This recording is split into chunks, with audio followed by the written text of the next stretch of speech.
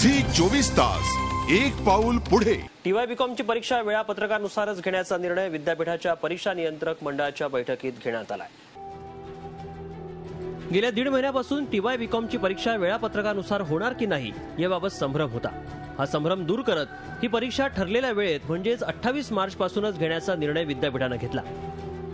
मी महाविद्यालयास विनंती केलेली आहे की जे प्राध्यापक बहिष्कारामध्ये सामील नाहीत किंवा शासनाने जसा आदेश दिलेला आहे त्या आदेश दिलेल्या लोकांकडून ह्या परीक्षा घेण्याचा प्रयत्न करावा अशी विनंती आम्ही प्राचार्यांना केलेली आहे। विद्यापीठाने संपकरी प्राध्यापकांनाही आंदोलन मागे घेण्याचं आवाहन केलं आहे। मात्र या आवाहनाला वाटण्याच्या अक्षता लावत संपकरी प्राध्यापकांनी आपली आडमोठी भूमिका कायम ठेवली आहे। परीक्षेच्या पहिल्याच दिवशी परीक्षा केंद्राबाहेर आंदोलन करण्याची घोषणा प्राध्यापक संघटनेने केली आहे।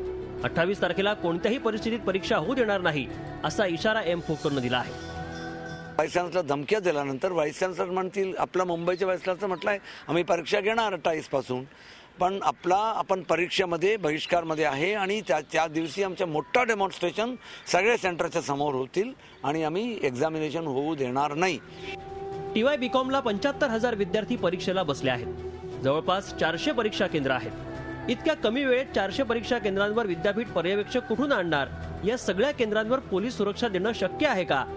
प्राध्यापकांची हटवादी भूमिका, वेळेवरच परीक्षा घेण्याचा विद्यापीठाचा हेका आणि अडथळा आणणाऱ्या प्राध्यापकांवर कारवाई करण्याचे सरकारचे आदेश, या सगळ्यात परीक्षा कशा पद्धतीने पार पडणार? शिवाय या सगळ्या गोंधळात शिक्षणाच्या गुणवत्तेचं काय, याची जबाबदारी कोण घेणार यावर प्रश्नचिन्हच आहे।